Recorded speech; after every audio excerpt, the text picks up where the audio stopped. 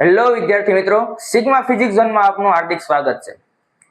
આજે આપણે 12th સાયન્સમાં ચેપ્ટર નંબર 1 વિદ્યુતભારો અને ક્ષેત્રો વિશે આગળ વાત કરવાના છીએ। આજે આપણે લેક્ચર નંબર 2 શરૂ કરીએ અને વિદ્યુતભારોના ગુણધર્મો વિશે વાત કરીએ। આના આગલા લેક્ચરમાં જે આપણે ઇન્ટ્રોડક્શન જોયું હતું કે વિદ્યુતભારો કોને કહેવાય છે, વિદ્યુતભારો કઈ રીતે એક પદાર્થમાંથી બીજા પદાર્થમાં આપલે થાય છે, બરોબર। તો એટલે સુધીની આપણે વાતચીત કરેલી હતી। વિદ્યુતભારોનું દળ શું છે, ઇલેક્ટ્રોન પ્રોટોન જે છે ધન વિદ્યુતભાર અને ઋણ વિદ્યુતભાર બે પ્રકારના વિદ્યુતભારો આવે છે। બે વિદ્યુતભારો છે આકર્ષણ અને અપાકર્ષણ થાય છે। હવે આપણે જે વાત કરીએ વિદ્યુતભારોના ગુણધર્મ, એટલે વિદ્યુતભારના ગુણધર્મ કયા કયા છે, તો મેઇન મુખ્ય 3 પ્રકારના ગુણધર્મ છે। કયા કયા? એક તો વિદ્યુતભારનો બેઝિક સરવાળો થાય, બીજો વિદ્યુતભારનું સંરક્ષણ થશે અને ત્રીજું જે છે એ વિદ્યુતભારોનું ક્વોન્ટમીકરણ। અહીંયા આ ગુણધર્મ સમજવા ખૂબ ઇમ્પોર્ટન્ટ છે, એટલા માટે બધાનું વિદ્યાર્થી મિત્રોનું ધ્યાન અહીંયા આવવું જોઈએ। હવે આપણે વાત કરીએ કે વિદ્યુતભારોનું બેઝિક સરવાળો થાય છે। બેઝિક સરવાળો એટલે શું? બેઝિક સરવાળો એટલે શું? હું એમ કહું કે બે ચોકલેટ જે છે, બે ચોકલેટ છે, એમાં 3 ચોકલેટ હું એડ કરું તો કેટલી ચોકલેટ મળે મને ટોટલ? તો કેટલી ચોકલેટ થશે? 5। બે કેરી જે છે, બે મેંગો, એની અંદર બીજી 4 મેંગો ને હું એડ કરું ટોટલ કેટલી મેંગો થશે? 6। આ શું કહેવાય? બેઝિક સરવાળો। એમ કહો કે 4 મેંગો જે છે એમાંથી મેં 2 મેંગો ખાઈ લીધી તો વચ્ચે કેટલી? તો આવશે 2। તો આ શું થયો? બેઝિક સરવાળા બાદબાકી। શું કહેવાને? બેઝિક સરવાળા બાદબાકી। તો જે રીતે આપણે બેઝિક સરવાળો બાદબાકી કરીએ છીએ એ જ રીતે વિદ્યુતભારોનું પણ શું થશે? સરવાળા બાદબાકી થઈ શકશે। હવે વિદ્યુતભારોના બે પ્રકાર છે, ધન વિદ્યુતભાર અને ઋણ વિદ્યુતભાર। સંરક્ષણ કઈ રીતે થશે? જુઓ, બધા વિદ્યાર્થી મિત્રોનું ધ્યાન અહીંયા આવવું જોઈએ। એક પદાર્થ એ છે, આ પદાર્થ એ માં આટલા જે અલગ અલગ ભાગ પાડી દઉં છું। આ જે ભાગ જે છે એ ભાગમાં અલગ અલગ પ્રકારનો વિદ્યુતભાર રહેલો છે। સમજી લો કે અહીંયા ઇલેક્ટ્રોન જે છે અહીંયા 4e જેટલો વિદ્યુતભાર છે, આને આપણે કહીએ Q1। વિદ્યુતભારને Q વડે દર્શાવાય। Q1 બરાબર 4e, Q2 બરાબર 6e, Q3 બરાબર -5e,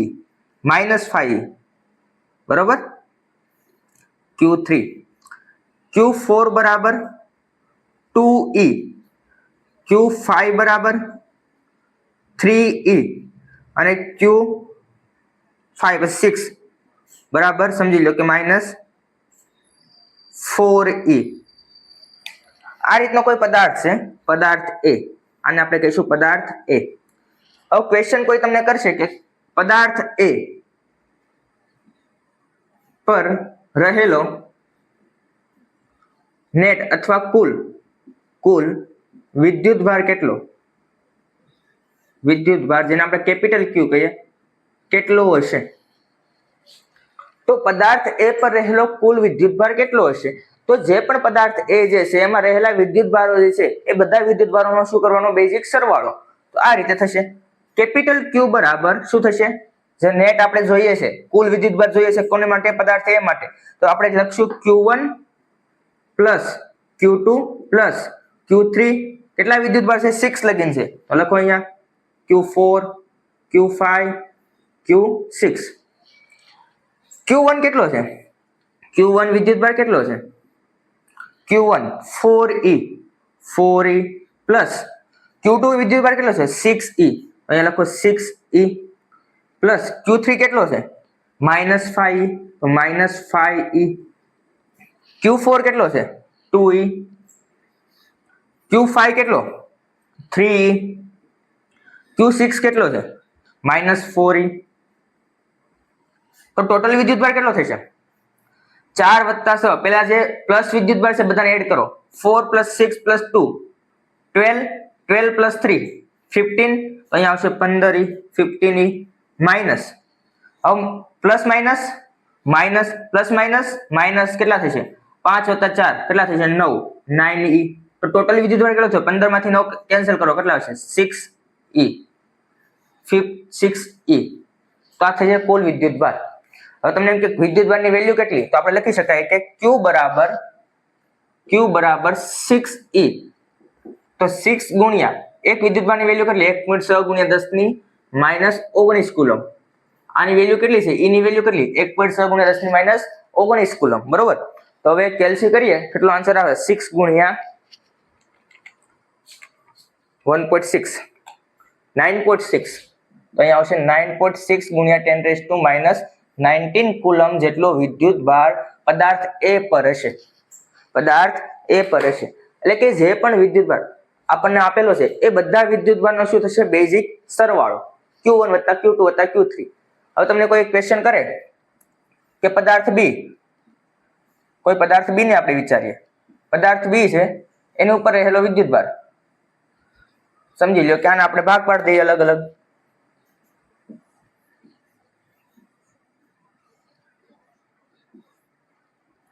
ચલો હવે અહીંયાથી શરૂઆત કરીએ. Q1 બરાબર 7E, Q2 બરાબર 5E, Q3 બરાબર -3E, Q4 બરાબર -5E, Q5 બરાબર 6E, Q6 બરાબર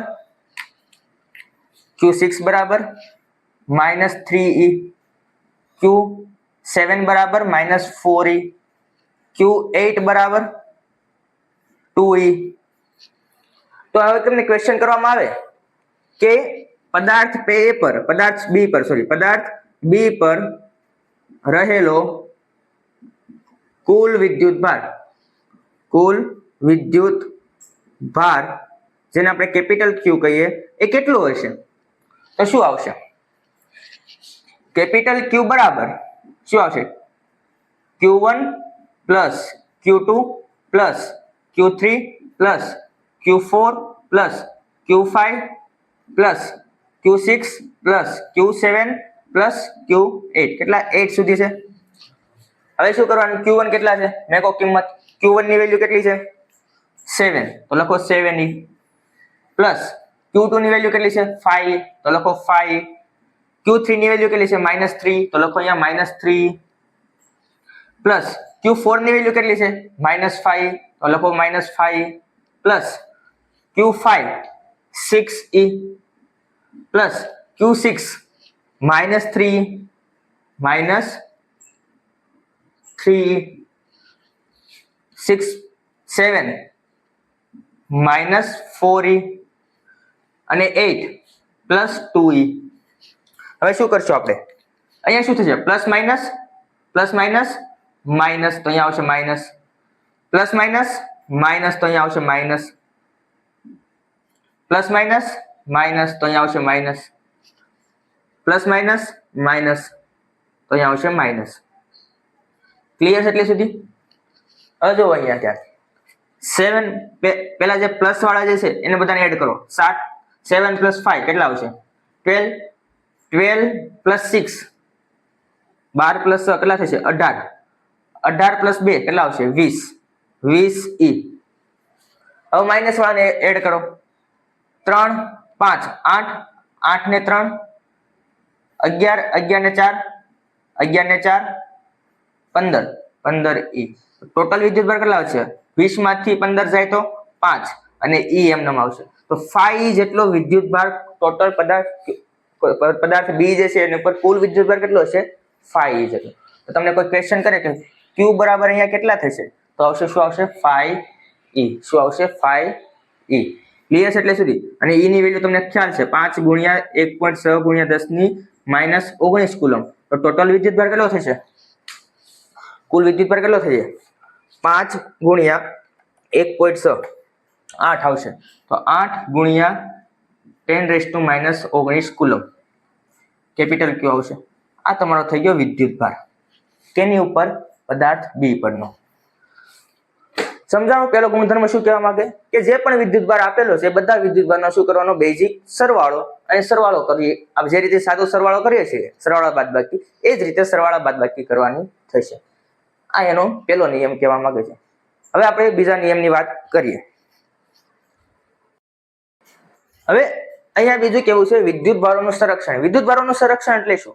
બીજો ગુણધર્મ શું છે? વિદ્યુત ભારોનું સંરક્ષણ. સંરક્ષણ થવું એટલે શું થવું? બેઝિકલી વિદ્યુત ભારને સાઈડમાં રાખો. પહેલા સમજો સંરક્ષણ કોને કહેવાય.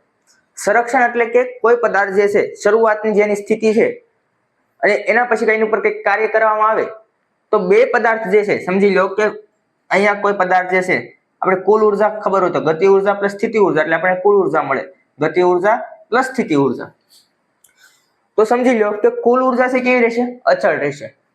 એટલે કે જો સ્થિતિ ઉર્જામાં વધારો થશે તો ગતિ ઉર્જામાં શું થશે? ઘટાડો. પણ બેઝિક સરવાળો બંનેનો કેવો રહેશે? સમજી લો કે k બરાબર અત્યારે આપેલ છે 2 જૂલ, 2 જૂલ છે અને u બરાબર જે છે એ 4 જૂલ આપેલો છે અત્યારે હાલમાં શરૂઆતમાં. આને 0 દર્શાવી દે એટલે કે શરૂઆત માટે છે. હવે અંતિમ શું થાય છે? કોઈ એની ઉપર કંઈક કાર્ય કરવામાં આવે છે તો અહીંયા ફેરફાર શું થાય? ગતિ ઉર્જા જે છે એ વધી જાય છે. કેટલી થઈ જાય છે? 3 જૂલ. તો હવે અહીંયા u0 કેટલી થશે?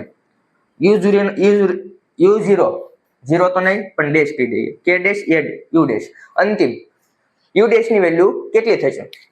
જો અહીંયા ધ્યાન હોવું જોઈએ બધાનું. 2 જૂલ માંથી અહીંયા 3 જૂલ થાય છે તો 1 જૂલ નો અહીંયા શું થયો? 1 જૂલ નો અહીંયા શું થયો? વધારો થયો. 1 જૂલ નો શું થયો? અહીંયા વધારો થયો. તો અહીંયા 1 જૂલ નો શું થશે? 1 જૂલ નો શું થશે? ઘટાડો. તો અહીંયા કેટલી ઉર્જા આવશે? 3 જૂલ. પણ બેઝિક સરવાળો બધાનો કેટલો થશે? 2 + 3 કેટલા થશે? ઓલવેઝ E બરાબર અહીંયા પણ કેટલા હશે? 5 જૂલ હશે અને અહીંયા પણ E બરાબર કેટલા હશે? સોરી 3 + 4 કેટલા આવશે? 5 જૂલ નહીં પણ 3 4 + 2 કેટલા થશે? 6 જૂલ. અહીંયા પણ જુઓ 3 + 3 કેટલા થશે? 6 જૂલ. તો અહીંયા જ્યારે શરૂઆતમાં ઉર્જા અને અંતિમ ઉર્જા કુલ ઉર્જા તો કેવી રહેશે? અચળ. એટલા માટે આપણે એક સેન્ટેન્સ ભણી ગયા છીએ બધા કે ઉર્જાનો ક્યારેય નાશ થતો નથી. એક ઉર્જામાંથી બીજી ઉર્જામાં હંમેશા રૂપાંતરણ થાય છે. એ જ રીતે વિદ્યુત ભારોનો પણ ક્યારેય નાશ થતો નથી. વિદ્યુત ભારોનું સંરક્ષણ થવું એટલે કે કુલ વિદ્યુત ભાર હંમેશા કેવો રહેશે? અચળ રહેશે. બરોબર? હવે સમજીએ કઈ રીતે એવું થશે. આ કન્સેપ્ટ ક્લિયર છે કે કુલ ઉર્જા જે છે એ અચળ રહેશે. જો ગતિ ઉર્જા વધે છે તો સ્થિતિ ઉર્જા ઘટશે, જો સ્થિતિ ઉર્જા વધે છે તો ગતિ ઉર્જા ઘટશે. પણ બંનેનો કુલ સરવાળો કેટલો રહેશે? અચળ રહેશે. એ ક્યારે બદલાશે નહીં. આને કહેવાય ઉર્જા સંરક્ષણનો નિયમ. હવે આપણે જોવાનું છે વિદ્યુત ભારનું સંરક્ષણનો નિયમ. ચલો હવે અહીંયા ધ્યાન.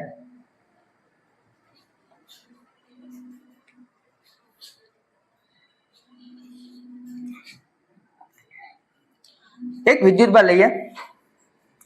પદાર્થ A, પદાર્થ B.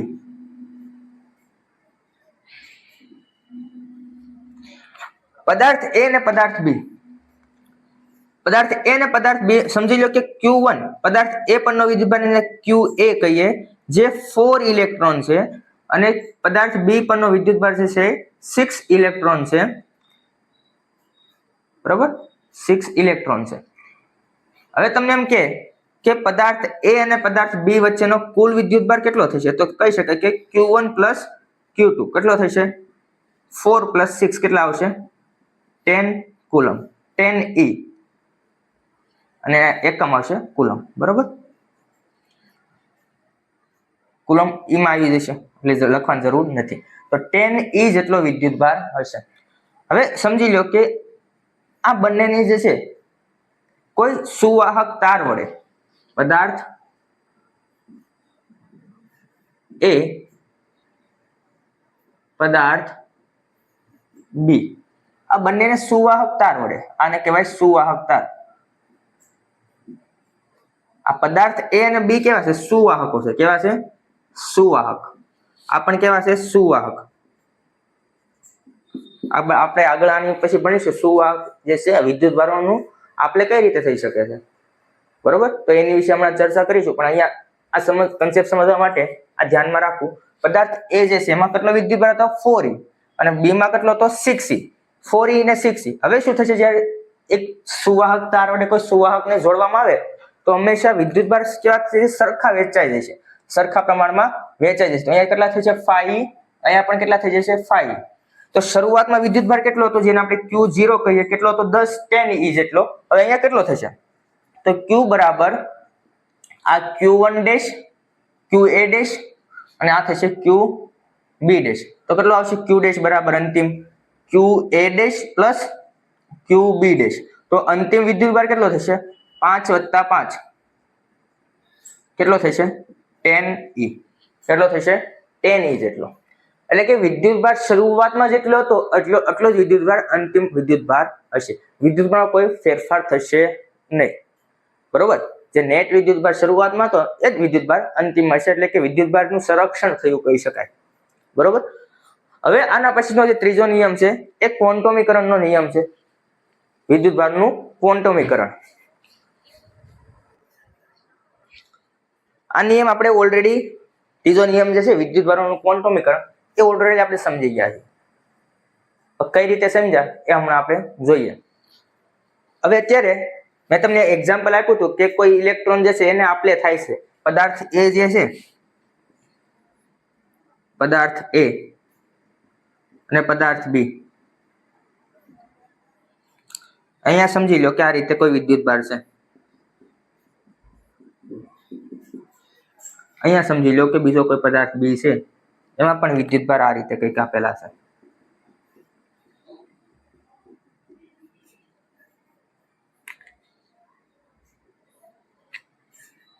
બરોબર. હવે ક્વોન્ટમીકરણ શું કહેવા માંગે છે, ધ્યાન અહીંયા હોવું જોઈએ બધાનું. આ જે ઇલેક્ટ્રોન જે છે, બે ઇલેક્ટ્રોન, એ અહીંયાથી અહીંયા આવે છે. કેટલા ઇલેક્ટ્રોન? બે ઇલેક્ટ્રોન. બે ઇલેક્ટ્રોન જે છે એક સ્થાનથી બીજા પદાર્થ બી માંથી પદાર્થ એ માં આવે છે. આ બે ઇલેક્ટ્રોન અહીંયાથી આવશે તો અહીંયાથી કેન્સલ કરશું આપણે. ઇલેક્ટ્રોન ક્યાં આવી જશે? અહીંયા આવી જશે. આ ઇલેક્ટ્રોન આવેલા ઇલેક્ટ્રોન છે. આ બે ઇલેક્ટ્રોન અહીંયાથી અહીંયા આવેલા છે. તો શરૂઆતમાં અહીંયા વિદ્યુતભાર કેટલો હતો? શરૂઆતમાં વિદ્યુતભાર કેટલો? જ્યારે ઇલેક્ટ્રોન આવ્યા નથી ત્યારે વિદ્યુતભાર કેટલો છે?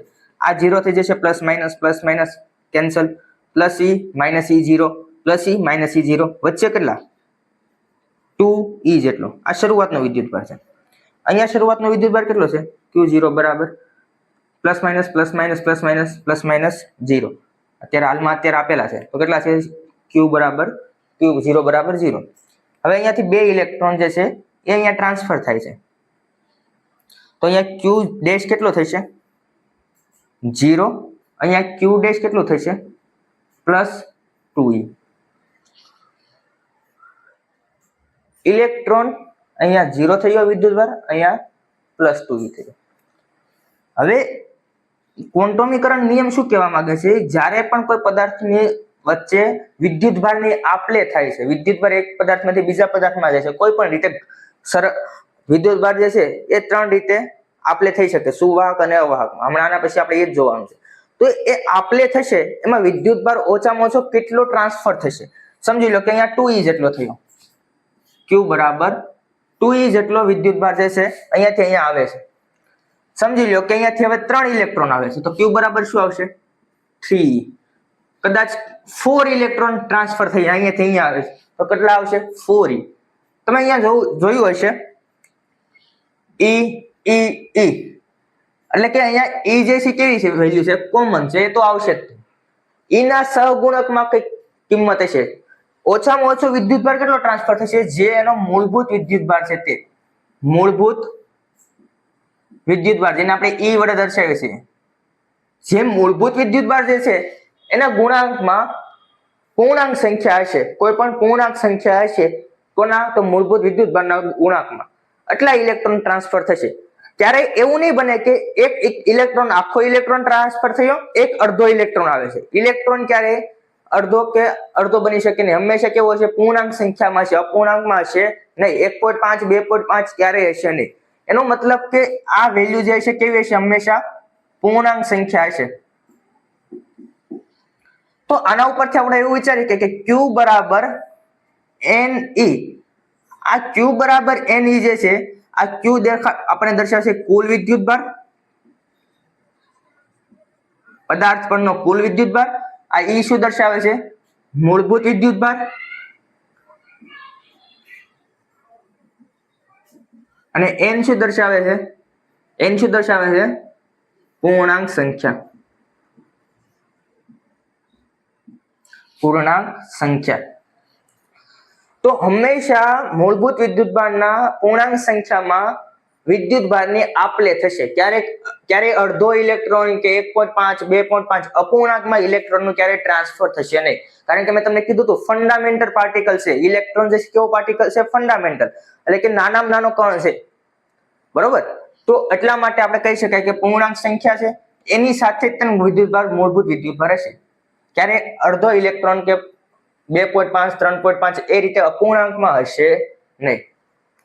ક્લિયર છે? તો આ જે નિયમ જે છે આને કહેવાય છે ક્વોન્ટમીકરણનો નિયમ.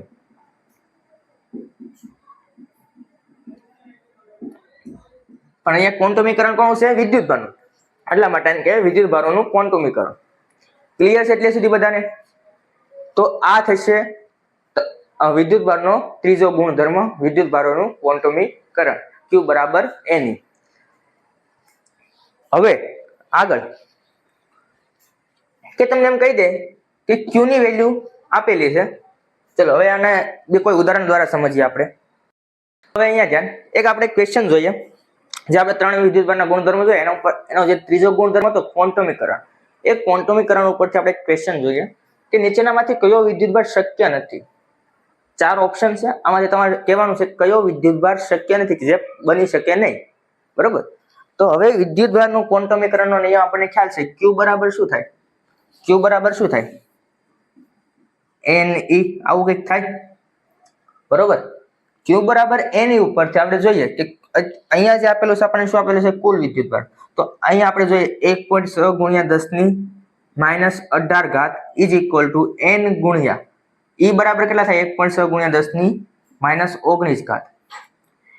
હવે આ n હંમેશા કેવી સંખ્યા છે? આ n જે છે કેવી સંખ્યા છે? પૂર્ણ સંખ્યા છે.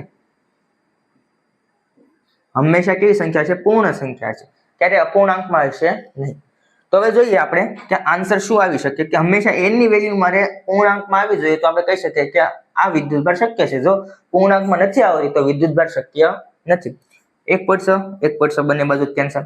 આ 10 - 19 અહીંયા આવશે તો n બરાબર શું થશે? 10 - 18 એના છેદમાં શું આવશે? 10 - 19. આને આપણે શું લખી શકીએ? 10 - 18 10 - 19 ને જે ટીજ રહેવા દઈએ. આને શું લખી શકે? 10 - 18 એના છેદમાં 10 - 18 એને ગુણ્યા 10 - 1. આધાર સમાન તો ઉપરની ઘાતનો શું થાય? સરવાળો. તો -18 - 1 તો માઇનસ માઇનસ પ્લસ 18 + 1 19 અને મોટા પદની નિશાની. બરાબર? આ બંને કેવું થશે? કેન્સલ. 10 ની -1 એટલે ઉપર જે કેવી થશે? +10. તો 10 આ 10 જે છે કેવી સંખ્યા છે? પૂર્ણ સંખ્યા છે. આ જે વિદ્યુતભાર છે એ શક્ય છે. આ શક્ય થશે. હવે બીજાની વાત કરીએ. બી ઓપ્શન છે જો 1.6 ગુણ્યા 10 - 19. આ તો ડાયરેક્ટ ખબર પડી ગઈ. જો અહીંયા જાય 1.6 ગુણ્યા 10 - 19 જે Q ની વેલ્યુ આપેલી છે Q ની વેલ્યુ આપણે લઈશું બરાબર શું થાય? n ગુણ્યા e ની જગ્યાએ શું મૂકશું? e ની જગ્યાએ શું મૂકશું? 1.6 ગુણ્યા 10 - 19. તો અહીંયા -e થી આ e જે છે મૂળભૂત વિદ્યુતભાર છે. ઇલેક્ટ્રોન પરનો વિદ્યુતભાર નથી એટલે એને પ્લસ માઇનસ આપણે લખીશું નહીં. બરોબર? આ બંને કેવા છે? સમાન. તો કેન્સલ. અહીંયા n બરાબર કઈ નહીં તો શું આવશે? 1. તો n કેવી સંખ્યા છે? પૂર્ણાંક સંખ્યા. તો તેથી આપણે કહી શકાય કે આ પણ શું થશે? શક્ય છે. હવે ત્રીજો ઓપ્શન જોઈએ, સી ઓપ્શન. કેવો આન્સર આવશે? જો 1.6 ગુણ્યા 10 - 20 ઇઝ ઇક્વલ ટુ n ગુણ્યા એની જગ્યાએ શું આવશે? 1.6 ગુણ્યા 10 - 19. 1.6 કેન્સલ. n ને કરતા બનાવો શું આવશે? 10 - 20. એના છેદમાં શું આવશે? અહીંયા છેદમાં 19 છેદમાં આવશે શું આવશે? 10 - 19. અહીંયા શું લખીએ? 10 - 19 ગુણ્યા 10 - 1 એના છેદમાં 10 - 19. આ 20 ને મેં આ રીતે કન્વર્ટ કર્યા. આ બંને કેવા થશે? કેન્સલ. તો વધે અહીંયા શું? 10 - 1. 10 - 1 છેદમાં આવે શું આવે? 10 + 1. તો શું આવે? 0.1. તો આ n ની વેલ્યુ પોસિબલ નથી. n શું દર્શાવે? આ અપૂર્ણાંક થઈ ગઈ. અપૂર્ણાંક પૂર્ણાંક સંખ્યા નથી રહી. તો તેથી કહી શકાય કે ઓપ્શન નંબર જે સી જે છે આ જે છે શક્ય નથી. તો આન્સર શું આવશે? Option number C. ક્લિયર છે એટલે સુધી? હા કે ના? ક્લિયર. હવે આગળ વાત કરીએ આપણે વિદ્યુતભારોનું પ્રસરણ કઈ રીતે થઈ શકે એટલે કે આપલે કઈ રીતે? પ્રસરણ મતલબ કે આપલે. તો 3 રીતે આપણે વિદ્યુતભારોનું પ્રસરણ કરાવી શકીએ. હવે એની વિશે આપણે વાત કરીએ. જેને સ્ક્રીનશોટ લેવો હોય એ લઈ શકે છે. હવે આપણે અહીંયા ધ્યાન બધાનું ઘર્ષણની મદદથી વિદ્યુત ભારોનું પ્રસરણ આપણે કઈ રીતે કરી શકીએ છીએ? તો 3 રીતે કરી શકાય: ઘર્ષણની મદદથી, સંપર્કની મદદથી અને પ્રેરણની મદદથી. તો ઘર્ષણની મદદથી કઈ રીતે? જે પણ પદાર્થ જે છે અવાહક છે, જે વિદ્યુતનું સુવાહક નથી, વિદ્યુતનું અવાહક છે, જેવા પદાર્થ, એવા પદાર્થને આપણે ઘર્ષણની મદદથી વિદ્યુત પારિત કરી શકાય છે. હમણાં આપણે એક્ઝામ્પલ જોયું લેક્ચર નંબર 1 માં કે મેં પીવીસી ની પાઇપ જે લીધી એની ઉપર મેં રેશમના ઊનનું જે કપડું હતું એને ઘસ્યું હતું. એના લીધે ઊનના કપડામાંથી ઇલેક્ટ્રોન જે છે એ કોનામાં આપણે થયા હતા? તો પીવીસી ની પાઇપમાં. આપણે એક્ઝામ્પલ જે લીધું હતું એને હું બતાવું તમને. આ પીવીસી ની પાઇપ કેવી છે? વિદ્યુતની અવાહક.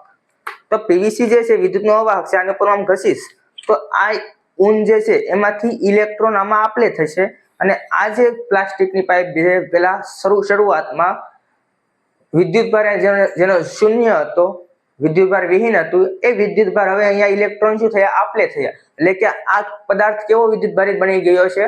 ઋણ વિદ્યુતભારિત. જે ઇલેક્ટ્રોન મેળવે છે કેવો વિદ્યુતભારિત પદાર્થ થશે? ઋણ વિદ્યુતભારિત. જે ઇલેક્ટ્રોન ગુમાવે છે, જેમ કે આ ઊન જે ઇલેક્ટ્રોન ગુમાવે છે એ કેવો વિદ્યુતભારિત થશે? પદાર્થ ઋણ વિદ્યુતભારિત. તો એક તો આ રીતે કરી શકાય. પછી બીજું કઈ રીતે કરી શકાય? સંપર્કની મદદથી. કે કોઈ બે પદાર્થ જે છે એ કેની માટે છે? સુવાહક માટે. કેની માટે છે? સુવાહક માટે. સમજી લો કે એક ગોળો છે, ગોળો એ, ગોળો બી. શરૂઆતમાં જેને આપણે વિદ્યુતભારને Q0 કહીએ અને અહીંયા પણ આપણે Q0 સ્મોલ Q0 કહીશું. અહીંયા વિદ્યુતભાર જે છે 4 કુલમ છે, અહીંયા જે વિદ્યુતભાર છે 6 કુલમ છે. હવે આ બંનેનો સંપર્ક કરાવીશ. એટલે કેવું? આ સ્ટેપ 1.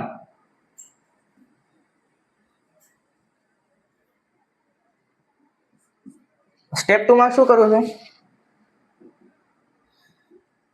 આ બંનેને સંપર્ક કરાવીશ તો શું થશે? પદાર્થ A, પદાર્થ B. આ રીતે પણ સંપર્ક કરાવી શકાય અથવા પદાર્થ A, પદાર્થ B, આ બંનેને સુવાહક તાર વડે જોડી દો. તો અહીંયા વિદ્યુતભાર પેલા કેટલો હતો? 4 કુલમ. એ હવે કેટલો થઈ જશે? જ્યારે બંનેને સંપર્ક કરાવવામાં આવે છે, સંપર્ક કરાવવાની સાથે શું થશે? Q ડેશ અને Q ડેશ બંને કેવા થશે? સમાન થશે. કેટલા થશે? તો Q0 plus small Q0 by 2 કેટલા આવશે? 6 પ્લસ 4 ઇઝ બાય 2 એટલે આવશે 5 કુલમ. હવે આ બંને વિદ્યુતભાર, બંને ગોળાઓને એકબીજાને સંપર્ક કરાવવામાં આવે. પદાર્થ ગોળો A છે, આ ગોળો B છે, આ ગોળો A B. આ રીતે પણ સંપર્ક કરાવી શકાય અથવા કોઈ સુવાહક તાર વડે તમે બંને ગોળાને જોડી દો તો પણ અહીંયાથી અહીંયા ઇલેક્ટ્રોન જે છે આપલે થઈ જશે. બરોબર? પ્રેરણ પામશે. અહીંયાથી ઇલેક્ટ્રોન અહીંયા જશે. આ જે સુવાહક તાર જે છે એની મદદથી ઇલેક્ટ્રોન અહીંયા પસાર થશે. અથવા બંને ગોળાને એકબીજા સાથે સંપર્ક કરાવી આપો. તો હવે સ્ટેપ 3 માં શું થઈ જશે? સ્ટેપ 3 માં જે ગોળો A હતો, ગોળો A અને જે ગોળો B હતો એમાં વિદ્યુતભાર કેવા થઈ જશે? સમાન પ્રમાણમાં વહેંચાઈ જશે. કેટલો થઈ જશે? અહીંયા વિદ્યુતભાર 5 કુલમ, અહીંયા પણ કેટલો થઈ જશે? 5 કુલમ. તો શરૂઆત અહીંયા અંતિમ વિદ્યુતભાર કેવો થશે? Q બરાબર 5 કુલમ. અહીંયા અંતિમ વિદ્યુતભાર Q બરાબર કેટલો થશે? 5 કુલમ. તો આ જે મેથડ જે છે એને સંપર્કની મદદ કહેવાય. સંપર્કની મદદથી વિદ્યુતભારની આપલે કરી. અહીંયા વિદ્યુતભાર પેલા કેટલો હતો? શરૂઆતમાં 4. તો એક વિદ્યુતભારને અહીંયા 5 કુલમ કરવામાં આવે છે. હવે અહીંયા ધ્યાન, ક્વેશ્ચન અહીંયાથી એકદમ સિમ્પલ ક્વેશ્ચન ડિફિકલ્ટી રીતે પૂછી શકે. 4 કુલમ વિદ્યુતભાર જે હતો એ કેટલો થયો? 5 કુલમ. 4 કુલમ જે વિદ્યુતભાર હતો એ 5 કુલમ થયો. 6 કુલમ વિદ્યુતભાર જે હતો એ 5 કુલમ થયો. તો કયા ગોળાએ, ગોળો A અને ગોળો B, કયા ગોળાએ વિદ્યુતભારને જે છે એ પોતાની તરફ લીધો એટલે કે ઇલેક્ટ્રોનની સ્વીકાર કર્યો? કયા વિદ્યુતભારે, કયા ગોળાએ ઇલેક્ટ્રોનનો સ્વીકાર કર્યો અને કયા ગોળાએ ઇલેક્ટ્રોનને ગુમાવ્યા? તો હવે અહીંયા ધ્યાન હોવું જોઈએ કે કહેવા શું માંગે છે. બધાનું ધ્યાન અહીંયા. જોજો અહીંયા ખાસ ધ્યાન, આને હું અત્યારે રફ કરી નાખું છું, જેને સ્ક્રીનશોટ લેવો હોય લઈ શકે છે. સ્ટેપ 3 આના પછીના આમ રફ કરી નાખું, બધા સ્ક્રીનશોટ લઈ લે. હવે ક્વેશ્ચન જે છે લખું છું પહેલા.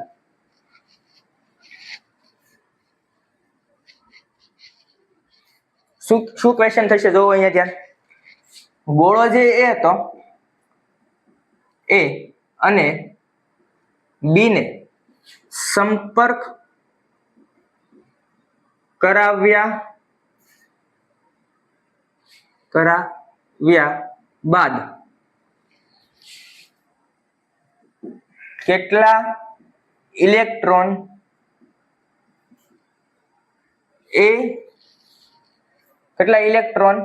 ની આપલે થશે. એટલે કે જો વિદ્યુતભાર જે ગોળો જે હતો એમાં 4e વિદ્યુતભાર જે છે અહીંયા આપેલો છે. 4e નો મતલબ શું થાય? અહીંયા પ્લસ માઇનસ આવા રીતે હશે, ઘણા બધા વિદ્યુતભાર આ રીતે હશે ગોઠવાયેલા, પણ ચાર વિદ્યુતભાર જે છે એ પ્લસ હશે, એમાં માઇનસ હશે નહીં. અને અહીંયા કઈ રીતનું હશે? આ ગોળો એ છે, બી માં કઈ રીતે હશે સમજો, ખાસ ધ્યાન. અહીંયા દળનો પણ ક્વેશ્ચન બની શકે છે. પ્લસ માઇનસ આ રીતે હશે, પણ હવે અમુક વિદ્યુતભાર જે કેવી રીતે હશે? એકલા હશે કે અહીંયા જો આ 0 થઈ જશે વિદ્યુતભાર, પણ આ જે પ્લસ વિદ્યુતભાર છે એના કારણે શું હશે? અહીંયા ટોટલ વિદ્યુતભાર કેટલો હશે? q બરાબર સ્મોલ q બરાબર q0 બરાબર 6 કુલમ. અહીંયા પણ કેટલો હશે? q0 બરાબર 4 કુલમ. હવે અહીંયા કેટલો થાય છે? 5 કુલમ. 5 કુલમ એટલે શું થયું? આ જે ઇલેક્ટ્રોન જે છે એ ઇલેક્ટ્રોન અહીંયા જશે. ગોળો જે એ છે એનો એક ઇલેક્ટ્રોન જે છે અહીંયા જશે, અને આને કેવું કરી નાખશે? માઇનસ. આ ઇલેક્ટ્રોન અહીંયાથી માઇનસ થઈને અહીંયા આવે છે. તો હવે અહીંયા જો પ્લસ વિદ્યુતભાર કેટલા થયા? 1 2 3 4 5. પેલા 4 હતા, એક એડ થયો તો વિદ્યુતભાર q ડેશ કેટલો થઈ ગયો?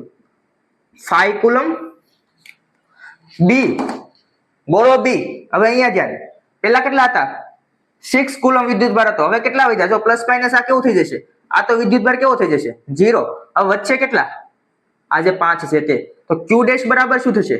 5 કુલમ. હવે ક્વેશ્ચન તમને શું કર્યો?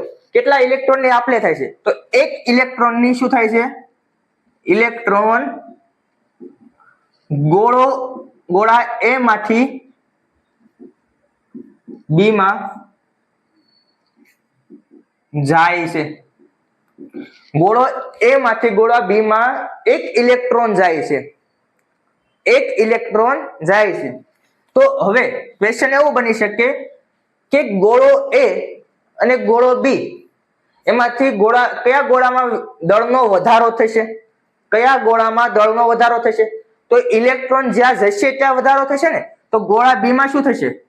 દળમાં વધારો. તો અહીંયા શું થશે? દળમાં ઘટાડો. કેટલો થશે? કે જેટલા ઇલેક્ટ્રોન ગયા હશે એટલો ઘટાડો થશે, અહીંયા જેટલા ઇલેક્ટ્રોન આવ્યા છે એટલો વધારો થશે. તો અહીંયા ઇલેક્ટ્રોન કેટલા આવે છે?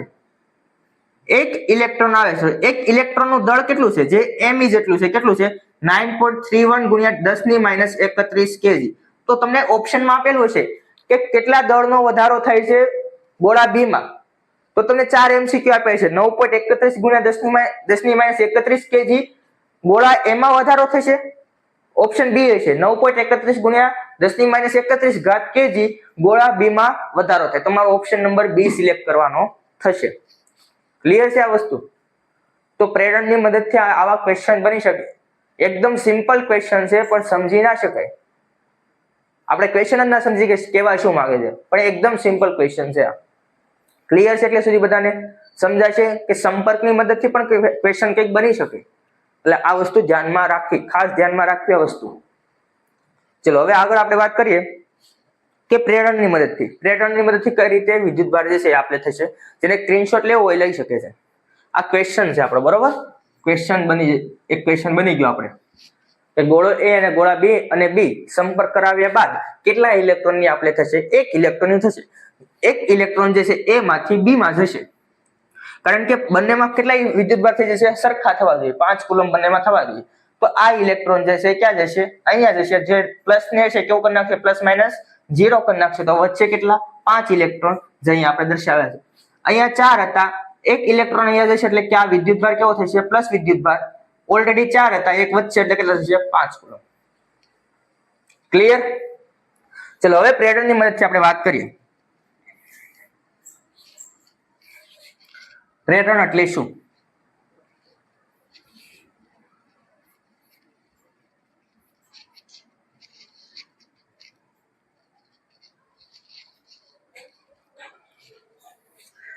પ્રેરણની મદદથી ઇલેક્ટ્રોનની આપલે.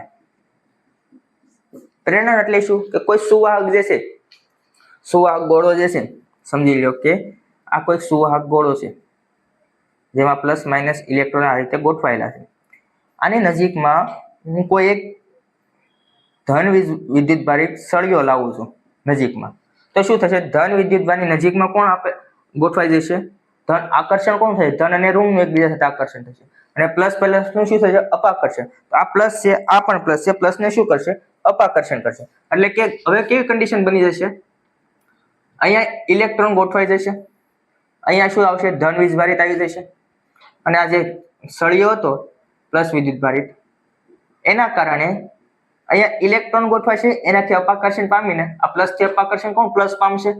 કે બંને ધન વીજભાર એકબીજાથી શું થાય? અપાકર્ષણ. તો અપાકર્ષણના કારણે આ બાજુ ધન વિદ્યુતભારિત આવશે, આ બાજુ બધા ઋણ વિદ્યુતભારિત થઈ જશે.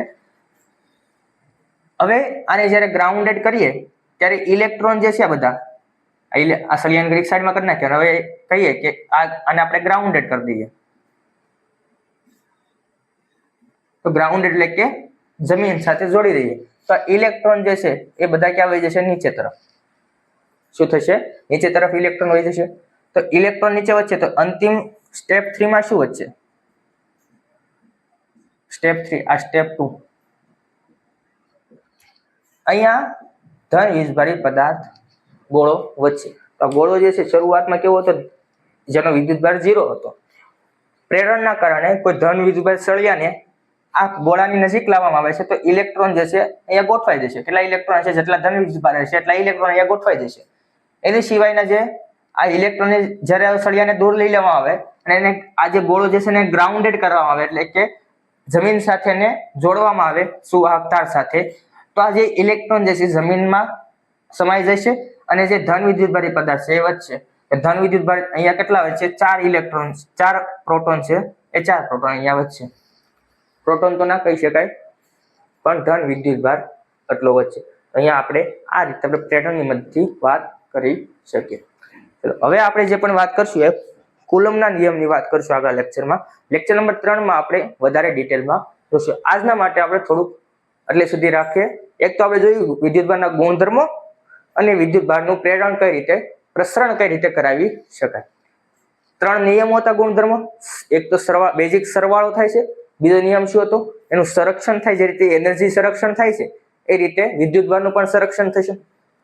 ત્રીજું શું હતું? તો ક્વોન્ટમીકરણ Q બરાબર Na. એનું પરથી આપણે એક એક્ઝામ્પલ જોયું. હવે એના પછી આપણે જોયું વિદ્યુતભારનું પ્રસરણ કઈ રીતે થશે. 3 રીતે પ્રસરણ થઈ શકે એ આપણે જોઈ લીધું અત્યારે. હવે નેક્સ્ટ લેક્ચરમાં આપણે કુલમના નિયમ વિશેની વાત કરીશું. Okay, thank you for watching. કાલે મળીએ આપણે.